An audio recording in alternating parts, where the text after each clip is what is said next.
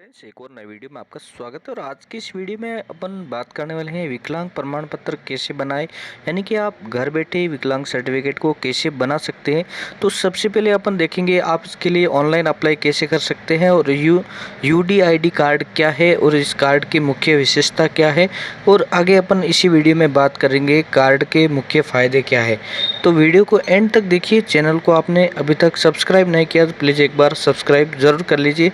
आगे इसी वीडियो में अपन ज़रूरी डॉक्यूमेंट के बारे में भी देखेंगे, यानी कि आपको इस कार्ड के लिए कौन कौन से डॉक्यूमेंट की यहाँ पे रिक्वायरमेंट होती है।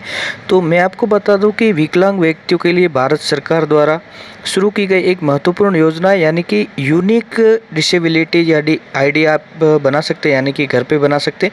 ये कार्ड विकलांग व्यक्तियों को एक विशिष्ट पहचान प्रदान करता है और यह उन्हें सरकारी योजनाओं को लाभ देने में बहुत ही मदद करता है।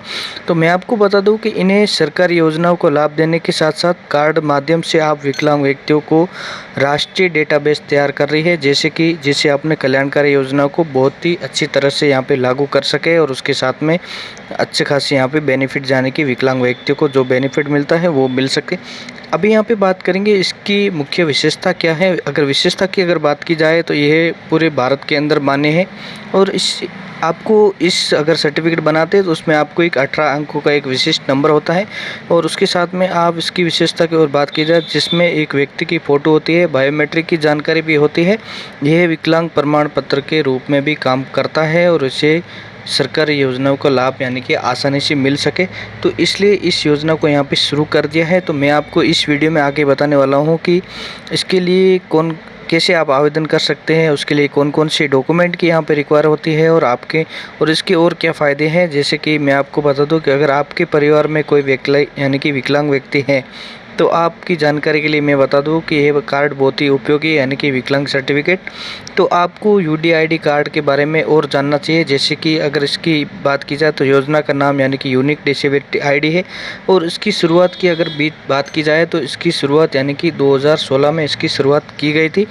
जैसे कि आपको बता दें कि इसका उद्देश्य जो है कि विकलांग व्यक्तियों का राष्ट्रीय डाटाबेस बनाना, और लाभार्थी यानी कि जो भी भारत के अंदर नागरिक है वो सब इसके लाभार्थी है, और इसको जारी करता जो कि सामाजिक न्याय और आधिकारिक मंत्रालय द्वारा इसको यहाँ पे लागू किया गया था।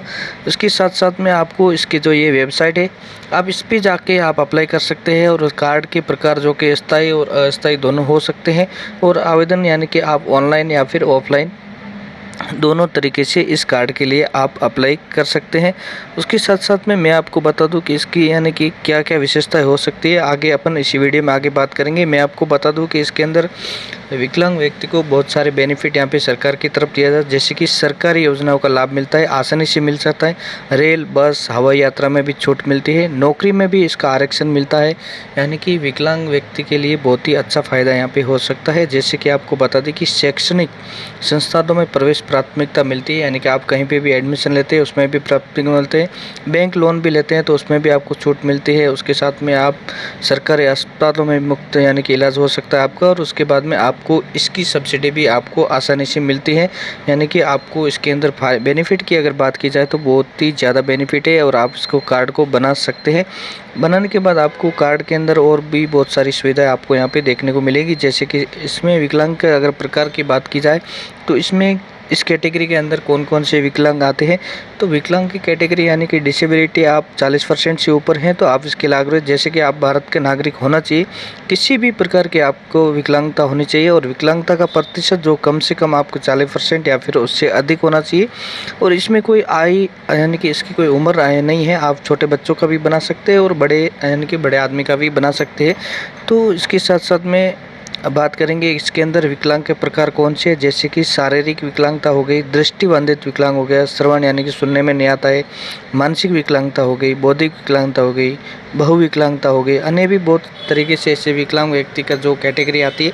तो आप कोई भी कैटेगरी के अंदर इस कार्ड को बना सकते हैं। और अगर इसकी डॉक्यूमेंट की बात की जाए तो इसके अंदर आपको पासपोर्ट साइज फ़ोटो लगेगा, पहचान पत्र, आधार कार्ड, वोटर ID कार्ड लगेगी, और पते का प्रमाण जो कि जन्म प्रमाण पत्र लगेगा। विकलांग व्यक्ति यानी कि अगर पहले से है तो उसका भी प्रमाण पत्र लगेगा, और उसके बाद में बैंक पासबुक की कॉपी और आय प्रमाण पत्र भी लगेगा, और जाति प्रमाण पत्र ये भी एक ऑप्शनल है, अगर आपके पास है तो आप वहाँ पे सबमिट कर सकते हैं, नहीं है तो इसमें कोई ये नहीं है।